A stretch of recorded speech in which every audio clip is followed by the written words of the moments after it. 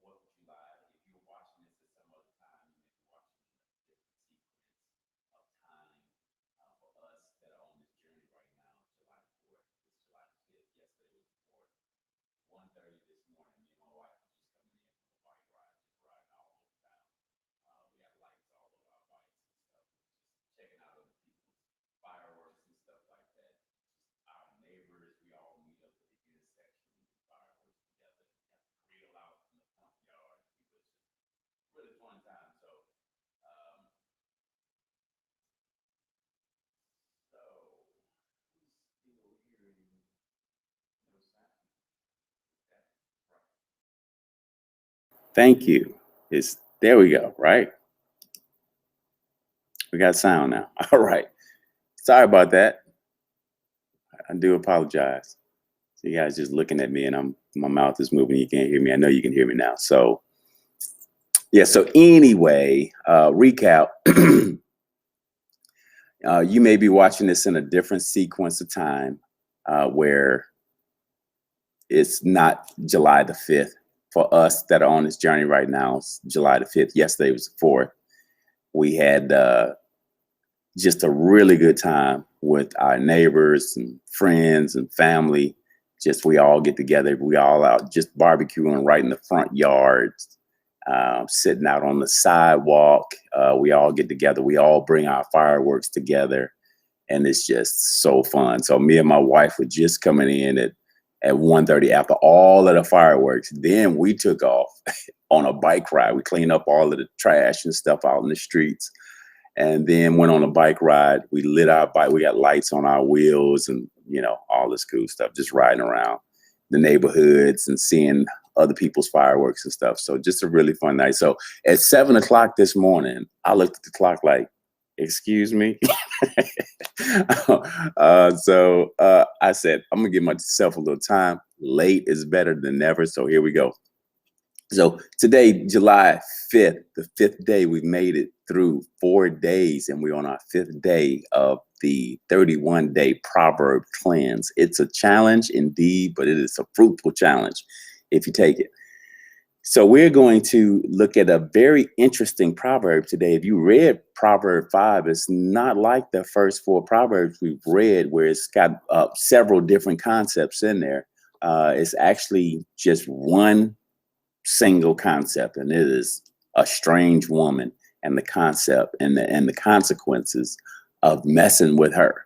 So I know for some of you sisters, I'm just going to tell you, for some of you sisters, listen, you may feel like this only applies to men, but I want you to listen to this because it doesn't.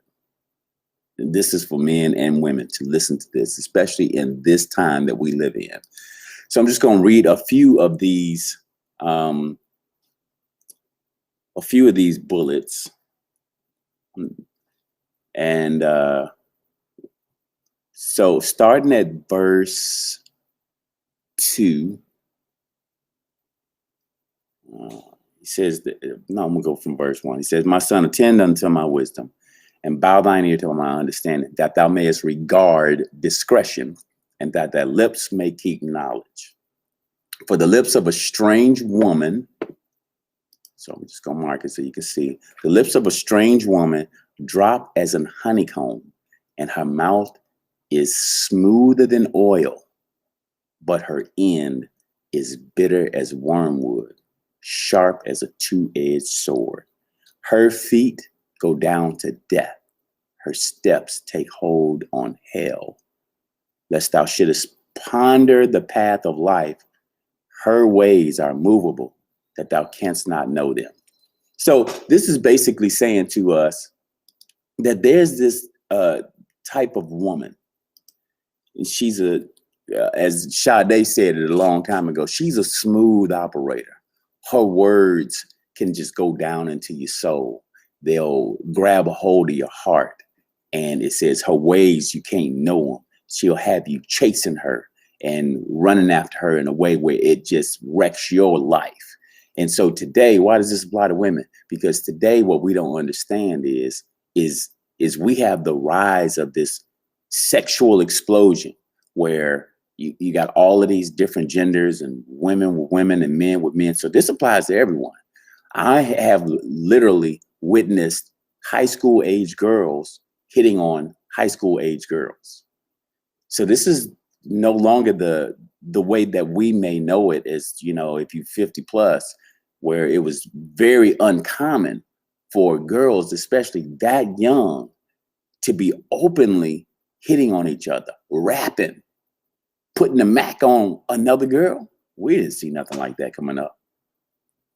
But that is exactly what we're seeing now. And what these verses are telling us is that this woman, there's a particular woman, her words are so smooth, they'll get hold of your soul. But her end is as bitter as wormwood. It's like it is so horrible.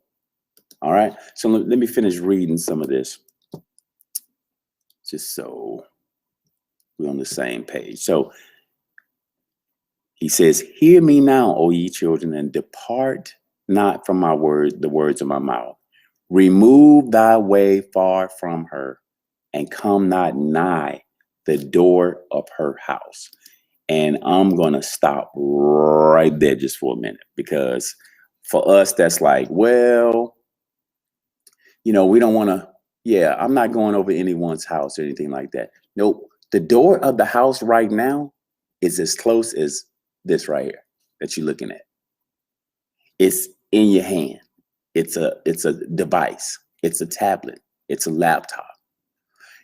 We need to recognize that the words of this woman's mouth that he's talking about, this strange woman, she's loose. She's a covenant breaker. She'll wreck your marriage. She'll wreck your family. She'll wreck your workplace. She'll sleep with anybody. She don't care, right? Her words are in a lot of the shows that people are binging on, and we don't realize it. And see, sometimes we think that these things are just entertainment, not realizing that there are very strong principles that are being put forth in what seems to be just dialogue between two people or a group. But in that group and in that dialogue, there's this strange woman, and her words are as smooth as silk. They drop down like honey. All right. And so he's saying, we need to stay away from her. He said, don't come anywhere near this woman and her words, right? So I really wanted to highlight that, because a lot of us don't realize that the way that our homes are being wrecked today, the way that marriages are falling apart, the way that our young girls are coming up, and even our young men, because they interacting with the young girls, it has a lot to do with this strange woman, her philosophy, her words. And we don't realize that as we sit down and submerge ourselves in her words through these shows that we binging on. I mean, think about some of these shows where this strange woman was being highlighted, elevated, loved, and she's the side chick. And we listening to her words, and we watching her actions, and people are talking about her, and not with a whole lot of animosity. And so you start seeing, now we starting to see that it's kind of okay to be the side chick and all of this kind of stuff. And what's so wrong with this? It's guys out here now trying to have 2 and 3 wives.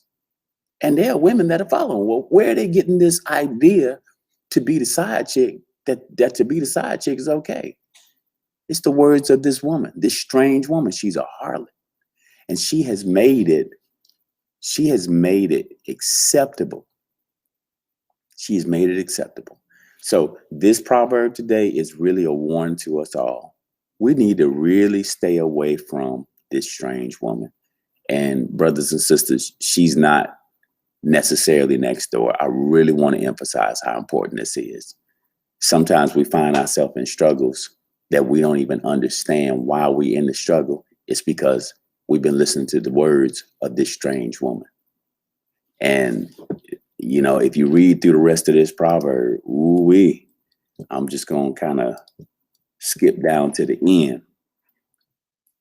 He said, you're going to end up, he said, we will end up saying, verse 12, and say, how have I hated instruction and my heart despised reproof? He says, look at verse 11. He says, and we would end up mourning at the last when our flesh and our body is consumed and say, man, how have I hated instruction and my heart despised reproof, and have not obeyed the voice of my teachers, nor inclined my ear to them that instructed me. I was almost in all evil in the midst of the congregation and assembly. And then he gives the instruction, drink waters from your own cistern and running waters out of thine own well. And this is speaking specifically to those in covenant. Like, do not be stepping out. He says, let thy fountains be dispersed abroad and rivers, waters in the streets. Let them be only thine own and not strangers with thee. Let thy fountain be blessed and rejoice with who? The wife of thy youth, right? You said, I do. Now you have to, right? Now, nobody said it's going to be easy, but I'm going to tell you something. The words of a strange woman in our ears, always getting in our ear, always, it's always going to be some kind of comparison with this strange woman and your wife. She'll make it sound like honey. But remember, it said at the very beginning, her end is as bitter as wormwood.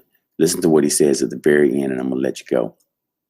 He says in verse 22, he says, his own iniquities shall take the wicked himself, and he shall be holden with the cords of his sins. You won't be able to get out of it.